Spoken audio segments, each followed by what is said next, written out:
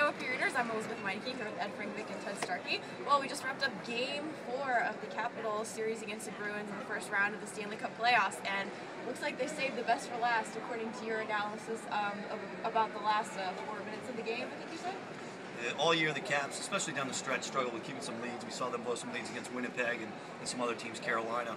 That last 4 minutes against Boston didn't even get a shot. The Capitals actually started moving their feet. They were winning all the loose puck battles. Guys like Mike Knuble, Jay Beagle, Matt Henricks, Joel Ward, just outstanding work, winning the battles of loose pucks, and that was a big difference why they were able to keep the lead. And I don't think I've heard this crowd that loud since maybe the Rangers game in 2009 when they finally won the series. That crowd really helped them too, and Marcus Johansson commented on that. But there was also a little bit of kind of drama and controversy, but not with players being chippy, which is what we saw in Game 3. This had to do with the clock, didn't you notice? Yeah, so the last face-off was actually 9.5 seconds, and the clock actually didn't start. We estimate between 5 and 6 seconds of play elapsed without the clock actually starting. The Bruins had a really good chance at the end.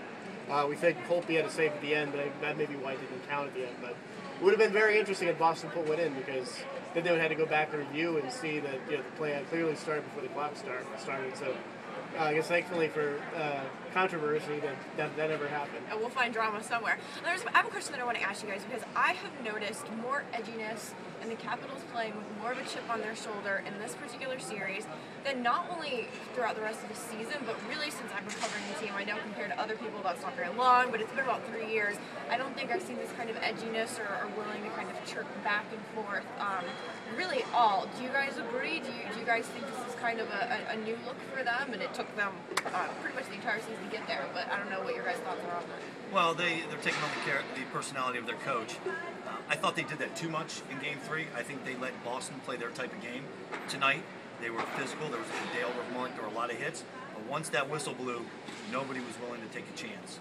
And there were no scrums in front of the net, and that's the way the Capitals need to play. They need to be aggressive between the whistles and not get into it after the play stopped. Behave like your mom's in the audience. did you think that as well? I agree. I mean, before the series, Cam Neely, the great Boston Bruin, said that his goal for the Bruins is to try to wear down their opponent, and the Capitals had to be ready for that. I think they kind of upped their game to kind of not.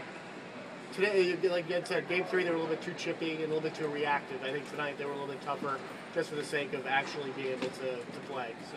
And overall, special teams, what do you guys think about what the Capitals have done there? They definitely seem to have an edge when it comes to that. Well, they're perfect on the PK, and they've scored 2 power play goals.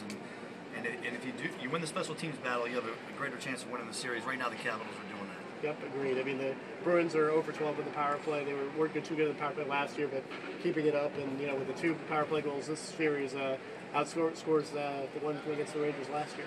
Well, Capitals will probably head up. Well, not probably. They will definitely head up to Boston on Saturday, and then probably a back-to-back coming back home to the Verizon Center on Sunday. So we'll have lots more hockey for you this weekend. Thanks.